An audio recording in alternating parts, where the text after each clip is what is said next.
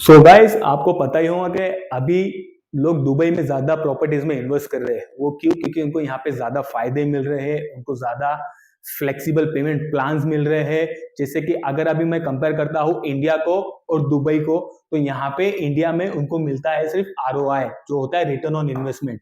और अगर मैं दुबई की बात करूँ तो आपको मिलता है रिटर्न ऑन इन्वेस्टमेंट प्लस आपको एक और ऑप्शन मिलता है जो होता है रिटर्न ऑन इक्विटी।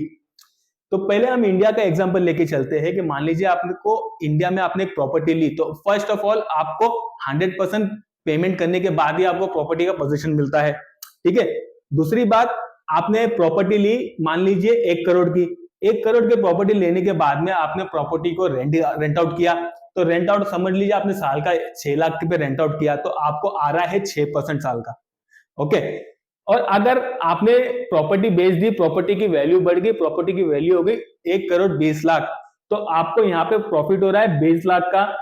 और आपका परसेंटेज कितना बन रहा है? 20%। तो ये हो गया आपका return on investment. Okay, clear है? तो अभी मैं बात करता हूं जैसे कि जो दुबई में आपको मिलता है।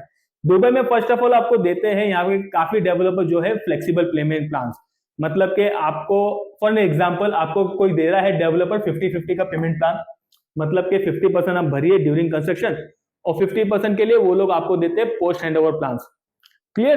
तो यहाँ पे मान लीजिए सेम आपने प्रॉपर्टी ली, इंडिया के मामले में समझ लीजिए 1 करोड़ की आपने प्रॉपर्टी ली। आपने ड्यूरिंग कंस्ट्रक्शन से आपने पूरा प्रॉपर्टी को पे किया 50%, जो होता है 50 लाख। 50 लाख भरने के बाद में प्रॉपर्टी आपके ताबे में आ गई और आपने क्या किया, यहाँ पे आपने प्रॉपर्टी को रेंट कर दिया। सेम हम इंडिया का ही रेंट पकड़ के चलते हैं, 6 लाख में आपने इसको रेंट कर दिया। ठीक है। तो आपने भरा कितना? 50 लाख। और आपने रेंट कितने पे किया? 6 लाख पे। आपका फायदा यहाँ पे कितना आ रहा है? आपको आ रहा है 12% का फायदा। वो कैसे? क्योंकि आपने भरा है सिर्फ 50 लाख। और दूसरी बात कि अगर आपको वो प्रॉपर्टी आपके हैंड ओवर हो गई और आप वो प्रॉपर्टी को बेच दिए, आपने प्रॉपर्टी सेल आउट कर दिया, आपने प्रॉपर्टी को फ्लिप कर दिया। ठीक है। तो यहाँ पे इंडिया का एग्जांपल हम वापस से पकड़ेंगे। आपके प्रॉपर्टी वैल्यू बढ़ गई है, वो हो गई 1 करोड़ 20 लाख की। तो आपको यहाँ पे प्रॉफिट हुआ कितना? 20 लाख का। बट एक्चुअल में आपने पे कितना किया था? 50 लाख।